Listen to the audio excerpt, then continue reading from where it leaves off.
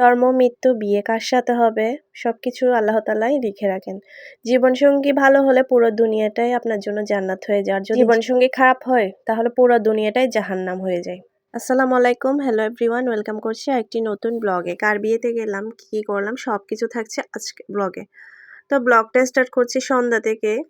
সন্ধ্যায় পিঠা নিয়ে আসছি, একদম ভাপা পিঠা, তারপর চিতই পিঠা, আর ছিল খাঁটি খেজুরের রস, একদম ফ্রেশ। তো ভাবছি রস দিয়ে একটু পিঠা খাই। আর শীতকালে পিঠা না খেলে শীত আসছে বলে মনে হয় না। এটা আমাদের ট্রেডিশন, শীতকালে মানে আমরা পিঠা খেতেই হবে, পছন্দ না হলেও খেতে হবে। তো এদিকে আমি নিয়ে নিচ্ছি রস একদম খাঁটি, তারপর এদিকে পিঠা দিয়ে ভিজিয়ে খাচ্ছি, অনেক মজা হয়। আপনারা একদিন ট্রাই করবেন, রসে ডুবিয়ে পিঠা খেলে অনেক মজা হয়। আর আমার পিঠার মধ্যে অবশ্য গুড় দেওয়া ছিল। আর অনেকে বাসায় যদি রস থাকে তাহলে পিঠার মধ্যে গুড় দেয় না, এমনিতেই রসে ডুবিয়ে খেলে পিঠাটা মজা হয়। তো খাওয়া দাওয়া করে আমরা রেডি হয়ে চলে গেলাম বিয়েতে। আমার দেবরের আর কি শালের বিয়ে, আমার তালতো বোনের। তো আমার তালতো বোন শিমুকে মাশাআল্লাহ অনেক সুন্দর লাগতেছে।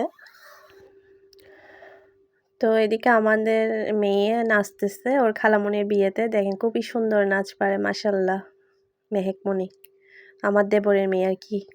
পুরা অনুষ্ঠানে খুব সুন্দর লাগছে, নাচতেছে পুরা, অনেক ভালোভাবে নাচতে পারে। আমি মিউজিকটা দিতে পারতেছি না কপিরাইটের কারণে। তো এটা হচ্ছে আমার দেবরের বউ আর ওনার মেয়ে ছোট, মাশাআল্লাহ কিউট বেবি। ওর আন্টির বিয়ে খেতে আসছে, একদম ছোট। তো আমরা কিছুক্ষণ বসে তারপর খেতে চলে আসলাম। আর বিয়ে বাড়ির খাবার তো অসাধারণ, সবাই খেতে বসে পড়ছে।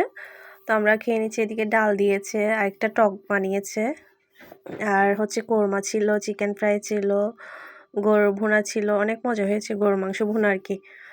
আর সাথে ছিল জর্দাটাও কিন্তু অনেক মজা হয়েছে, আমি আর ভিডিও করি নাই।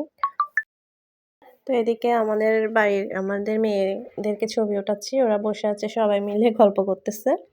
আর আমার মেয়ে তো যেতেও পারে না, ওর জ্বর ছিল ভীষণ। তো আমি ভিডিও করতেছি, লজ্জা পাচ্ছে সবাই। এদিকে আমার ননদ শাশুড়িরাও বসে আছে। তো এরপর আমরা কিছুক্ষণ থেকে চলে আসছি, কারণ আমার মেয়ে অসুস্থ ছিল, বেশিক্ষণ থাকতে পারিনি। তো পরের দিন সকালে পরোটা বানিয়েছি, তারপর চা বানিয়েছি, পরোটা দিয়ে চা খাবো আর কি। আর সেদিন ঠান্ডাও বেশি পড়ছিল। নাস্তা খাওয়ার পরে কিছুক্ষণ পরেই আমি রান্না শুরু করে দিয়েছি, রান্না বসিয়ে দিয়েছি, কারণ এর আগের দিন তো বিয়েতে গিয়েছি, শুটকি খেতে ইচ্ছা করতেছে।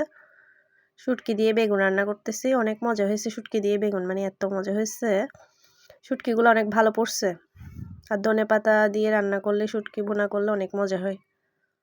আর অনেক দিন বাদে খাচ্ছি শুটকিটা, কিন্তু অনেক মজা লাগে। তো দেখেন আমার ফাইনাল লুক, এত মজা হয়েছে শুটকি ভুনাটা, মানে দেখে আমার জিভে জল আসতেছে। তো এটা দিয়ে আমরা দুপুরের খাবারটা খাবো। তো আজকের মতো এখানে বিদায় নিচ্ছি, সবাই ভালো থাকবেন, সুস্থ